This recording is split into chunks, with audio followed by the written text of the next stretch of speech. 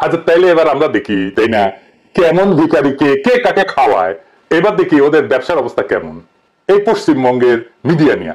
তার আগে আলাপ করে নিই যে এই যে পশ্চিমবঙ্গের মানুষ আসলে বাংলাদেশ সম্পর্কে কি ভাবে। আমরা এটা ভারতীয় পণ্য বয়কট আন্দোলনের সময় দেখেছিলাম, বাট একটু শুনেন এই সময়কার কথা শুনেন। সুদা বল ভাই, বাংলাদেশ তোমার কেমন লাগে?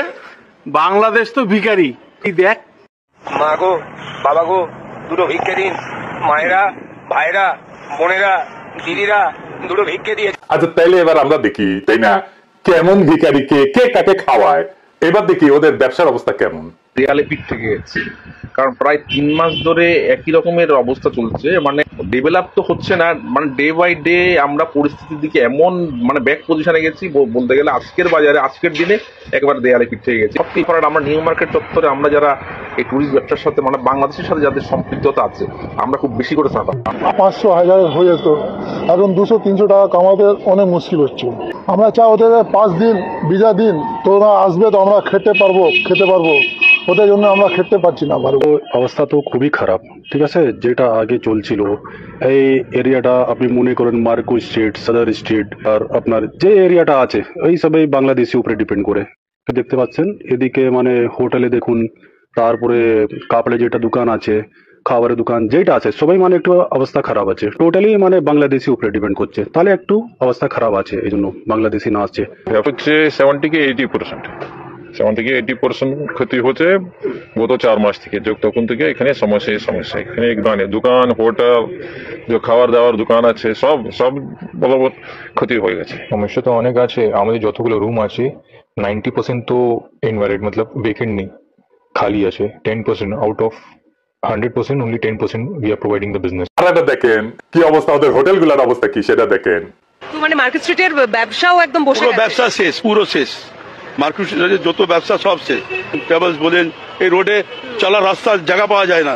এখন দেখছেন পুরো ফাঁকা, মানে একটা লোক দেখা যাচ্ছে না। এর থেকে আরো বেলা হবে দেখো, এখন তো একটা দুটো বাস আছে, কিছু বাস আছে, লোক আছে, তারপরে আরো কিছু দেখা যাবে না। মনে হচ্ছে একদম শুনশান, একদম মানে কবরস্থান হয়ে গেছে। থেকে কত লোকজন আসছে তাও এখন মানে ধরে নিন 10%, মানে 10% যদি আসছে তো আসছে, তাও নাই।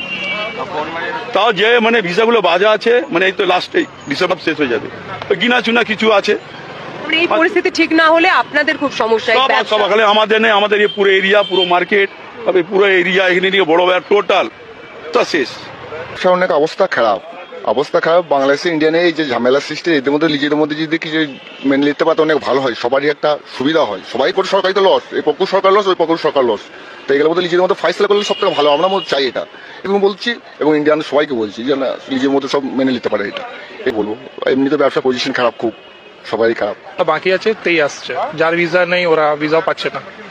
এর জন্য আবার হোটেল এখানে ম্যাক্সিমাম বিজনেস বাংলাদেশি, 190% বিজনেস বাংলাদেশির জন্য চলছে। হোটেলগুলো আছে, রেস্টুরেন্ট আছে, ক্যাব আছে। ও না আসলে তো মার্কো স্ট্রিট ফাঁকা। মার্কো স্ট্রিট তো মোস্ট এক্সপেন্সিভ জায়গা। এই যে পুরো হোটেল আছে, মেন রেস্টুরেন্ট আর হোটেল, তারপরে আমরা ক্যাব ড্রাইভার, ক্যাবের জন্য সমস্যা তো হবেই হবে। জন্য ব্যবসা চলছে না, ব্যবসা তো অটোমেটিকলি না আসলে কি করে চলবে। জয় বাংলা হয়ে গেছে ওদের ব্যবসা। আমি ভারতীয় পণ্য বয়কট আন্দোলনের টাইমে পশ্চিমবঙ্গবাসীদের সতর্ক করেছিলাম। আমি কইছিলাম যে বাংলাদেশের পশ্চিমবঙ্গকে দরকার নাই, পশ্চিমবঙ্গের বাংলাদেশকে দরকার আছে। একমাত্র বাংলাদেশ পারে আপনাদের অর্থনৈতিক দুরবস্থা দূর করতে, তোদের দরিদ্র রাজ্যের তকমা দূর করতে। ভালো নাকি পাগলেও বোঝে, তো আপনারা বুঝতেছেন না কেন রাখলাম? কারণ ভবিষ্যৎ দেখবে আমরা অন্তত জনগণের সাথে বিবাদে জড়ানোর বিষয়ে সতর্ক ছিলাম। পরে বলতেছি, আমাদের থামাইতে পারবেন না, কোনোভাবে চেষ্টা করে থামাইতে পারবেন না, বৃথা চেষ্টা কইরেন না। আর ঘৃণার চাষাবাদ করতে চাইলে স্বাগতম, ওইটাও আমাদের চাইতে ভালো পারবেন না। চয়েস আপনার, বাইসা নেন। এত স্বাভাবিক নাগরিকের সাথে নাগরিকের সম্পর্ক, নাকি চিরস্থায়ী ঘৃণা আর শত্রুতার সম্পর্ক? আমাদেরকে কি দৃষ্টিতে দেখে আপনি দেখেন? আমরা নাকি ভিখারি? বেটা, তোদের পার ক্যাপিটা আয় কোন জায়গায় জানিস তোরা? ভারত শোনে নাই আমার সেই সতর্কবার্তা। এখন ভারত রাষ্ট্র দল বেঁধে বাংলাদেশের বিরুদ্ধে লাগিছে। এই লক্ষ্য হাসিনাকে বা আওয়ামী লীগকে ক্ষমতায় ফিরে নিয়ে আসা না, উদ্দেশ্য আরো গভীর।